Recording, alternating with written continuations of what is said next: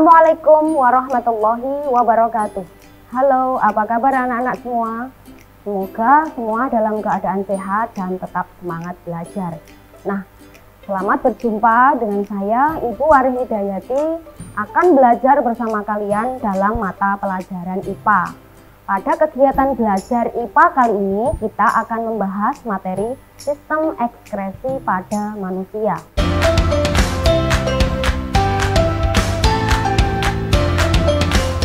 Mengapa kita mengeluarkan keringat pada saat melakukan aktivitas seperti berolahraga dan juga berada di tempat panas?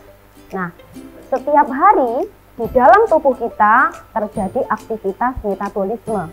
Aktivitas metabolisme menghasilkan zat sisa yang harus dikeluarkan dari tubuh karena bisa dapat menjadi racun bagi tubuh. Zat sisa tersebut berupa urin, karbon dioksida, keringat, dan uap air. Zat sisa tersebut dikeluarkan dari tubuh melalui organ-organ tertentu. Apakah organ-organ tersebut? Kita temukan jawabannya pada materi ini. Sistem ekskresi adalah sistem pembuangan sisa metabolisme yang tidak dibutuhkan oleh tubuh. Organ-organ yang berperan dalam menyusun sistem ekskresi adalah ginjal, kulit, hati, dan paru-paru. Ginjal terletak di rongga perut yang berjumlah sepasang yang memiliki panjang sekitar 10 cm, berwarna merah keunguan. Zat sisa metabolisme dikeluarkan dalam bentuk urin. Kandungan urin yaitu air, urea, dan garam mineral. Berikut, silahkan disimak tampilan gambar berikut tentang irisan melintang struktur dalam ginjal dan struktur nefron. Ginjal tersusun atas kulit ginjal atau korteks, sumsum ginjal atau medula, dan rongga ginjal atau pelvis. Di dalam struktur nefron terdapat glomerulus, kapsula Bowman, dan tubulus. Di dalam proses pembentukan urin melalui 3 tahapan. Kita saksikan bersama tayangan video proses pembentukan urin. Tahap filtrasi, darah yang banyak mengandung zat sisa metabolisme masuk ke dalam ginjal melalui pembuluh arteri ginjal. Cairan tubuh keluar dari pembuluh arteri dan masuk ke dalam badan Malpighi. Plasma darah dan zat yang terlarut di dalamnya disaring oleh glomerulus di dalam badan Malpighi. Hasil saringan dari glomerulus dan kapsul Bowman disebut sebagai urin primer. Dalam urin primer masih terdapat air, glukosa, asam amino, dan garam mineral. Proses reabsorpsi.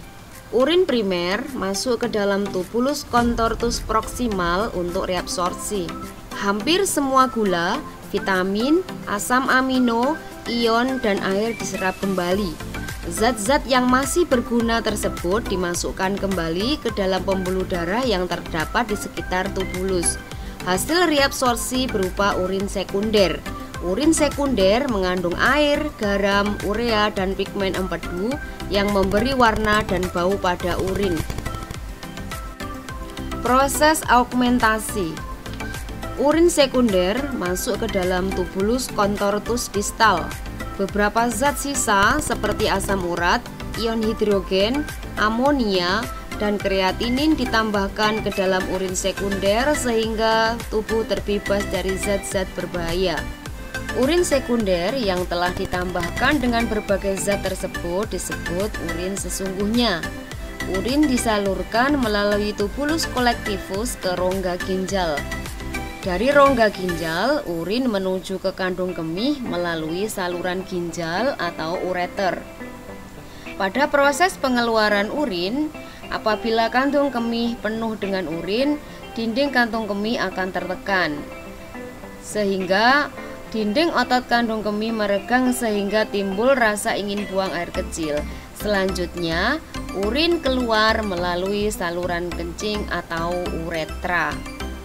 Fungsi ginjal adalah mengeluarkan sisa-sisa produk metabolisme dari tubuh, menyeimbangkan cairan tubuh, mengaktifkan vitamin D, mengatur tekanan darah, menyaring darah 120 sampai 150 darah liter per hari, dan memproduksi sel darah merah.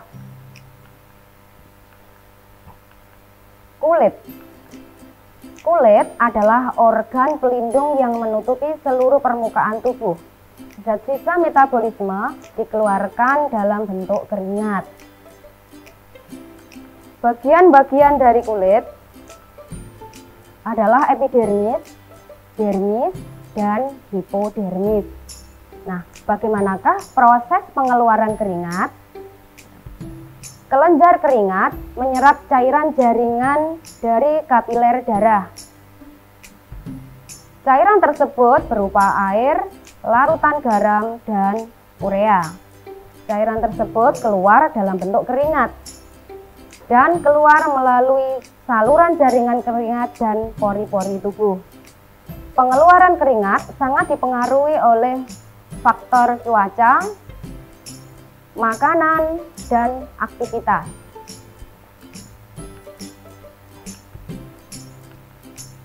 Fungsi kulit antara lain melindungi tubuh terhadap gesekan, kuman, penyinaran, panas, dan zat kimia, mengatur suhu tubuh, menerima rangsang, dan serta mengurangi kehilangan air.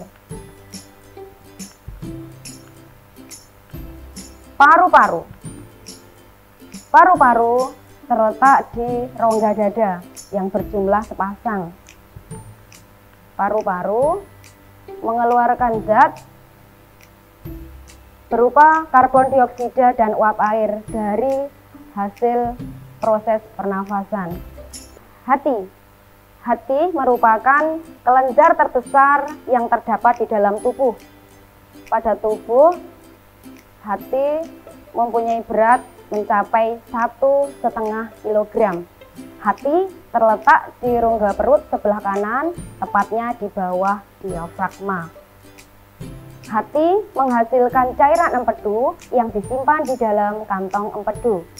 Hati membantu fungsi ginjal dengan cara memecah senyawa yang bersifat racun dan menghasilkan amonia, urea, dan asam urat dengan memanfaatkan nitrogen dari asam amino.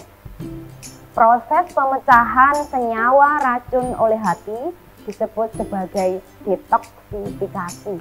Fungsi hati sebagai tempat penyimpanan gula dalam bentuk glikogen, tempat pembentukan dan pembongkaran protein, tempat pembongkaran sel darah merah, pembentukan dan pengeluaran cairan empedu, menetralkan obat dan racun, serta tempat pembuatan vitamin A dari provitamin A.